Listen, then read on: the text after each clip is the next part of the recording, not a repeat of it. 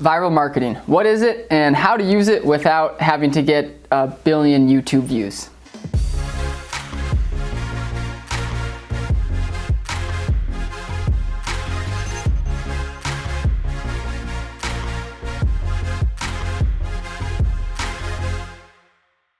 Today, when we talk about viral marketing, we think about the book Traction, and we think about how they define viral marketing as, having an existing customer share your product or share your service with someone that doesn't know about your product in an easy way that then allows that person who they shared it with to become a customer or an evangelist or user of your product. A great example might be in the very early days of Dropbox. You might have gotten a Dropbox link someone shared with you. The storage was amazing. It allowed you to store a bunch of space in the cloud. Someone would share this link with you and you had to create a Dropbox account. Now, this could be annoying, but it was also a great viral marketing technique by Dropbox to say, hey, if you want to use this free service for most today, I know that a lot of folks run out of space, but if you want to use this free service, you have to become a member. So I wanted to take a minute to talk about a couple different ways that you might find viral marketing today. As an aside, for a great book on viral marketing and influencer marketing, The Tipping Point by Malcolm Gladwell, I don't know if you could see that. Awesome selection, how little things can make a big difference. I found myself drawing a lot from that book when preparing for this video, thinking about early adopters and how to get them to adopt your product. Ultimately, that means getting early adopters to try your product, and not only to try your product, but to really love your product, so much so that they want to tell other people about it.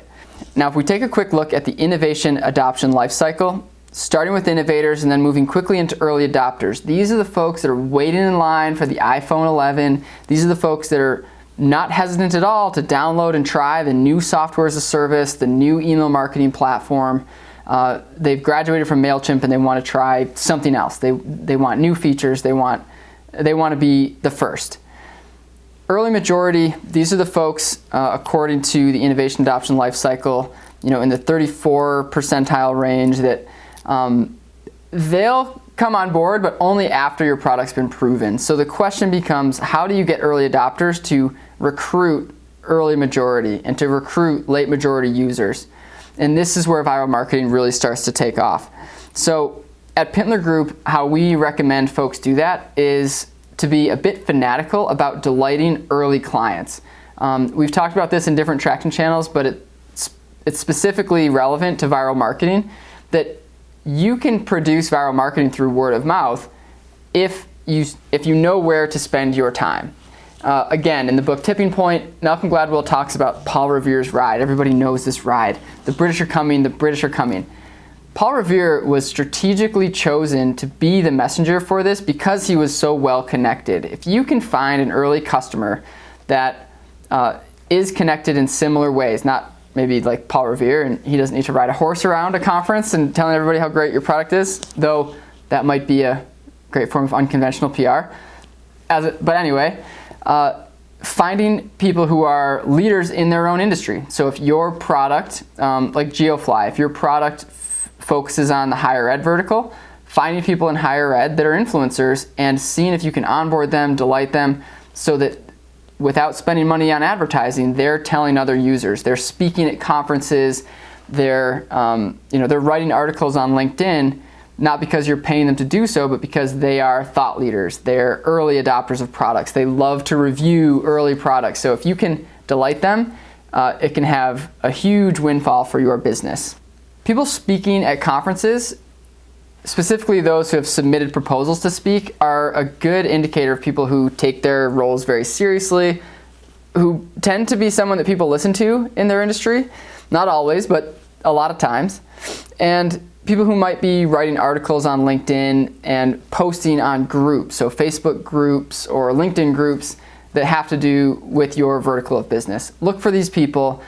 The final tip for today, when you're thinking about targeting this viral marketing group, think about the verticals of your business and the personas of your business, and which of those personas are more likely to be the influencers, are more likely to spread your business through word of mouth.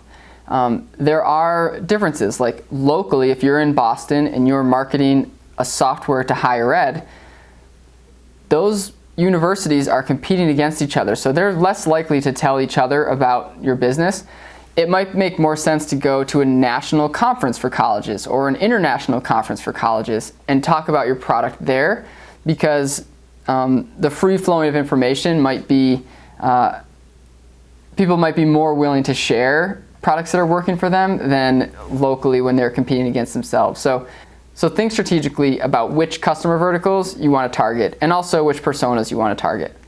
Don't forget, viral marketing, it's essential to test, and test some more.